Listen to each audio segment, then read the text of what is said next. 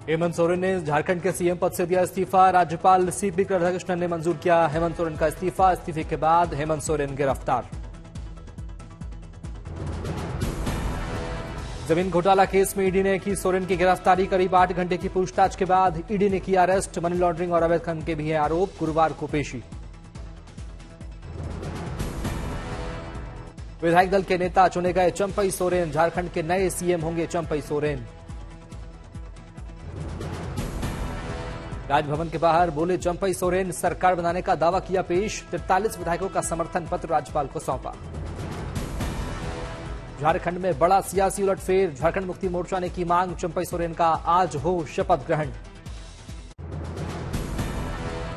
दिल्ली के सीएम अरविंद केजरीवाल को ईडी ने 5वीं बार भेजा समन। शराब घोटाले में पूछताछ के लिए 2 फरवरी को बुलाया। केजरीवाल को समन पर आग बबूला आम आदमी पार्टी। कहा ले रहे हैं कानूनी सलाह। हमने भी ईडी से मांगे हैं कुछ जवाब। चंडीगढ़ मेयर मामले में आम आदमी पार्टी 2 फरवरी को पंजाब और दिल्ली में करेगी बड़ा प्रदर्शन। कोर्ट ने मामले में चंडीगढ़ नगर निगम और प्रशासन को नोटिस जारी कर 3 हफ्ते में मांगा जवाब। चंडीगढ़ मेयर चुनाव विवाद पर आज हाईकोर्ट में हुई सुनवाई। कोर्ट ने मामले में चंडीगढ़ नगर निगम प्रशासन को नोटिस जारी कर जवाब दाखिल करने के आदेश दिए। नीतीश कुमार को गैर जरूरी कहने के राहुल गांधी के बयान पर हरियाणा के मंत्री अनिल विज ने ली चुटकी। कहा कांग्रेस के लिए अंगूर खट्टे हैं। बिहार के कटिहार से बंगाल के मालदा जिले निकली राहुल गांधी की भारत जोड़ो न्याय यात्रा। बस के ऊपर चढ़कर लोगों को किया राहुल गांधी ने संबोधित। कटिहार में 7वीं की एक छात्रा को पास बुलाकर राहुल गांधी ने दिया ऑटोग्राफ। लिखा फिर से मिलेंगे हम। राहुल की कार पर हमले की खबर को लेकर सीएम ममता का बयान। यह वारदात बंगाल में नहीं कटिहार में हुई। कांग्रेस के खिलाफ गुस्से में है बीजेपी और नीतीश। ममता बनर्जी पर सीपीएम का हमला। मुख्यमंत्री को बताया आरएसएस की दुर्गा। कहा इसलिए वो धर्मनिरपेक्ष ताकतों के साथ नहीं। उत्तर प्रदेश में आईपीएस प्रशांत कुमार का बढ़ा कद। बनाए गए कार्यवाहक डीजीपी। मौजूदा समय में उनके पास है डीजी लॉ एंड ऑर्डर की जिम्मेदारी। 1990 बैच के आईपीएस अफसर हैं प्रशांत कुमार। ज्ञानवापी केस में आया अब तक का सबसे बड़ा फैसला। हिंदू पक्ष को मिला पूजा का अधिकार। ज्ञानवापी केस में हिंदू पक्ष के समर्थन में फैसला। व्यास तहखाने में मिला पूजा का अधिकार। ज्ञानवापी के ठीक नीचे है व्यास तहखाना। कोर्ट ने नियमित पूजा का दिया अधिकार। कोर्ट ने कहा 7 दिन में जिला प्रशासन करे इंतजाम। 30 साल बाद ज्ञानवापी के व्यास तहखाने में होगी पूजा। नवंबर 1993 के बाद से बंद पूजा पर अब हुआ फैसला। तहखाना में मौजूद है कई देवी देवताओं की मूर्तियां। कोर्ट का फैसला आने के बाद हिंदू पक्ष के वकीलों में खुशी। याचिकाकर्ताओं ने लगाए हर हर महादेव के जयकारे। ज्ञानवापी मामले में हिंदू पक्ष के वकील विष्णु शंकर जैन ने कहा 7 दिनों के भीतर होगी पूजा। सभी को होगा पूजा करने का अधिकार। 7 दिन के अंदर जिला प्रशासन को दिया है। अब जैसे जिला प्रशासन वहाँ पे अरेंजमेंट करेगा वहाँ तुरंत पूजा पाठ शुरू हो जाएगा। जी सारे लोगों को, भक्तों को, पुजारी को, सारे लोगों को जाने के लिए। हिंदू पक्ष ने व्यास जी के तहखाने में पूजा पाठ की मांगी थी इजाजत। सोमनाथ व्यास का परिवार 1993 तक तहखाने में करता था पूजा पाठ। व्यास परिवार अब व्यास तहखाने में नियमित करेगा पूजा पाठ। काशी विश्वनाथ ट्रस्ट बोर्ड की तरफ से करवाई जाएगी पूजा अर्चना। 1993 के बाद तत्कालीन राज्य सरकार के आदेश पर तहखाने में बंद हो गई थी पूजा। 17 जनवरी को व्यास जी के तहखाने को जिला प्रशासन ने कब्जे में लिया था। गुरुवार को वित्त मंत्री निर्मला सीतारमण पेश करेंगी अंतरिम बजट। महिलाओं, किसानों, युवाओं को मिल सकती है सौगात। राष्ट्रपति के अभिभाषण से शुरू हुआ संसद का बजट सत्र। संसद के दोनों सदनों को संबोधित करते हुए राष्ट्रपति बोली नए संसद भवन में एक भारत श्रेष्ठ भारत की महक। राष्ट्रपति ने सरकार के काम की तारीफ करते हुए कहा बीता साल ऐतिहासिक उपलब्धियों से भरा रहा। राष्ट्रपति ने कहा सरकार बड़े वजन पर काम कर रही है। रिफॉर्म, परफॉर्म और ट्रांसफॉर्म सरकार की प्रतिबद्धता। सरकार के काम का जिक्र करते हुए राष्ट्रपति ने कहा 25 करोड़ लोग गरीबी रेखा से बाहर निकले। आईटीआर। राष्ट्रपति ने कहा G20 की सफलता ने दुनिया में भारत की भूमिका सशक्त की। चांद के दक्षिणी ध्रुव पर झंडा लहराने वाला पहला देश बना भारत।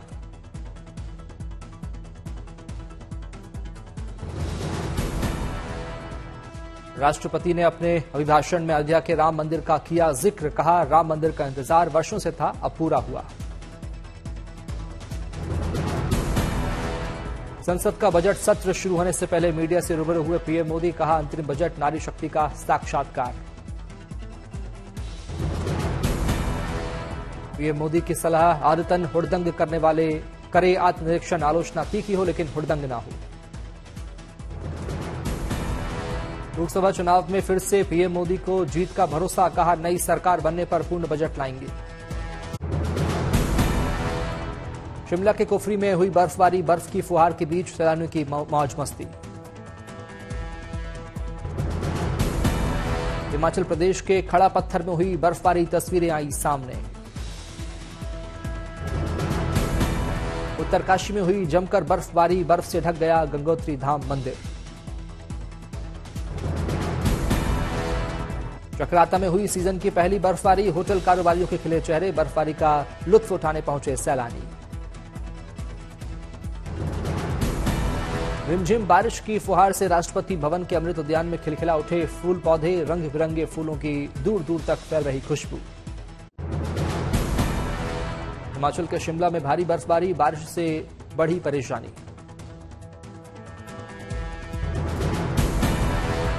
मनाली में भारी बर्फबारी, पर्यटकों ने लिया बर्फबारी का मजा, व्यापारियों के खिले चेहरे।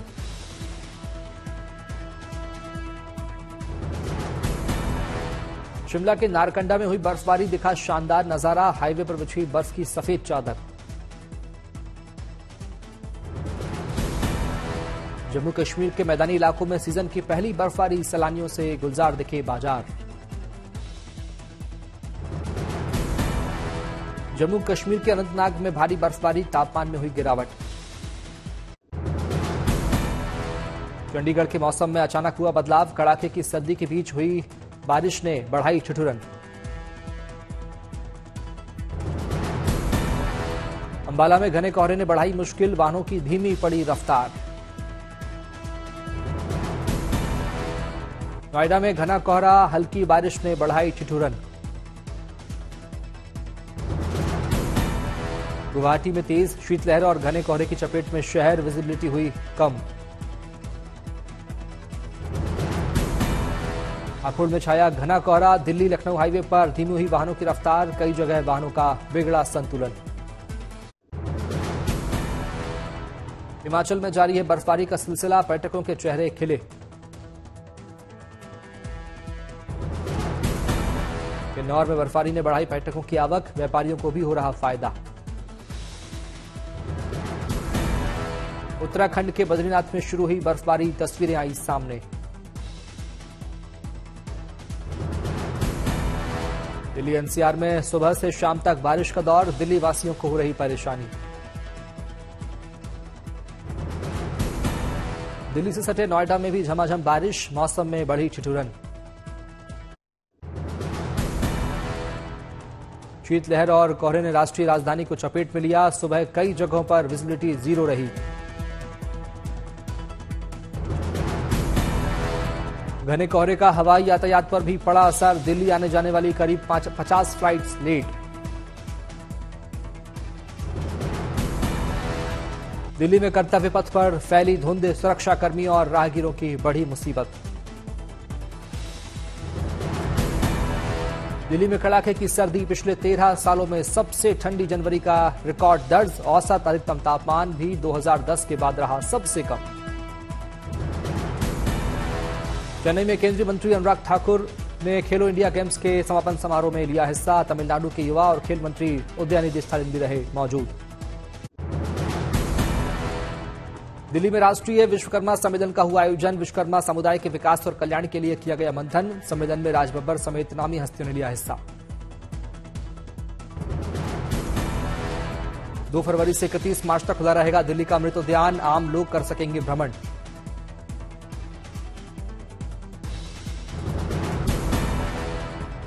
महाराष्ट्र के डोंबिवली में विज्ञान प्रदर्शनी और पोस्टर प्रतियोगिता का आयोजन, विद्यार्थियों के कलात्मक गुणों को निखारने की पहल। दिल्ली में सरकारी राशन दुकानों पर मिलेगी पैकेट में भारत चना दाल, केंद्र सरकार के सचिव रोहित कुमार ने दाल वितरण की शुरुआत। पंजाब के इतिहास को दर्शाती झांकी पहुंची अमृतसर, लोगों ने झांकी का किया भव्य स्वागत। सूरत की ज्वेलरी कंपनी ने अपने कर्मचारियों के लिए किया साइक्लोथॉन का आयोजन, बड़ी संख्या में शामिल हुए कर्मचारी।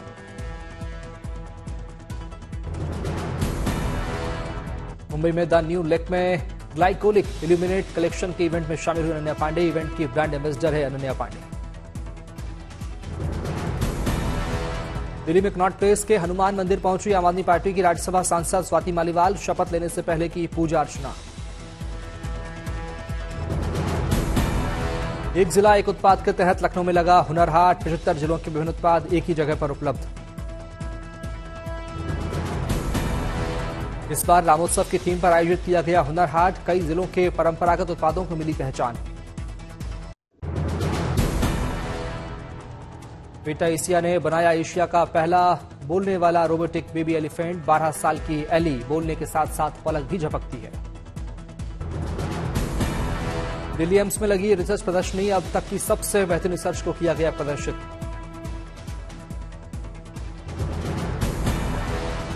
लखनऊ में सीएम योगी आदित्यनाथ ने किया किसान मेले का शुभारंभ, स्टॉलों को किया अवलोकन, किसानों से की बातचीत। पीएम धामी ने किया देहरादून के आईटी पार्क स्थित हेल्पलाइन 1905 कॉल सेंटर का निरीक्षण, अधिकारियों और कर्मचारियों से ली जानकारी।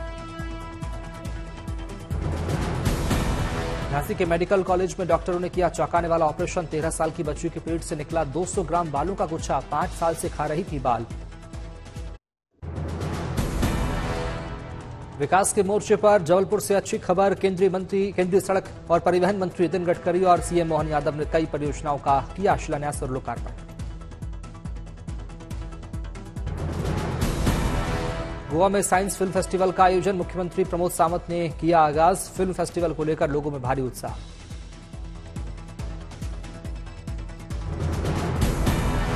हिमाचल प्रदेश के रोहतांग से आई हौसला बढ़ाने वाली खबर, पुलिस ने अटल टनल के साउथ पोर्टल से 300 सैलानियों का किया सफल रेस्क्यू।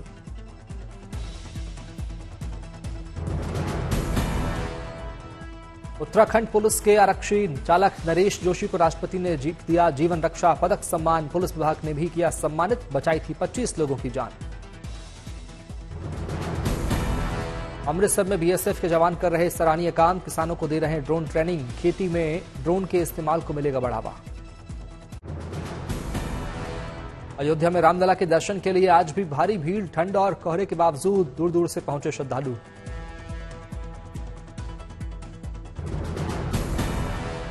रामलला के दर्शन के लिए भक्तों में भारी उत्साह, दर्शन के लिए करना पड़ रहा इंतजार।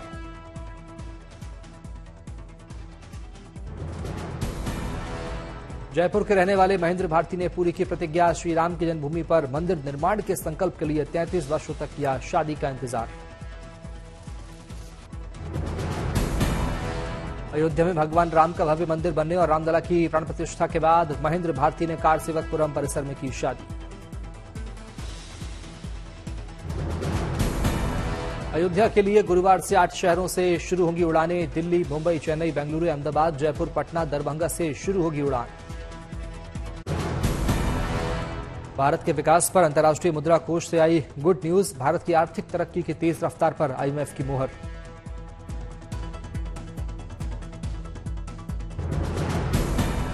आईएमएफ ने कहा, भारत को दुनिया की सबसे तेज बढ़ती अर्थव्यवस्था बनने से कोई नहीं रोक सकता।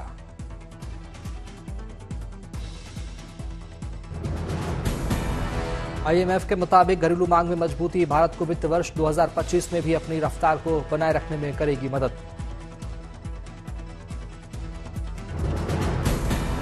आईएमएफ के नए अनुमान के मुताबिक 2024-25 में भारत की अर्थव्यवस्था के 6.5% की रफ्तार से आगे बढ़ने के आसार। आईएमएफ ने 2024-25 के लिए विकास दर का अनुमान बढ़ाया, पहले उसने इस अनुमान को 6.3% रखा था। इजराइल हमास के बीच युद्ध जारी, इजरायली सेना का दावा, गाजा पर हुए बड़े हमले में हमास के 25 आतंकी ढेर।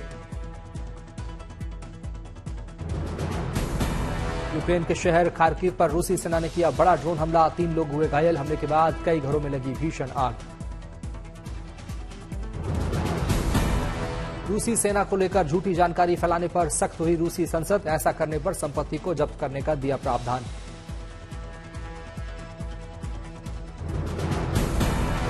रूस के राष्ट्रपति पुतिन के खिलाफ राष्ट्रपति पद का चुनाव लड़ेंगे बोरिस नादेज़्दीन। बोले, चुनाव लड़ने के लिए जरूरी समर्थन है हमारे पास।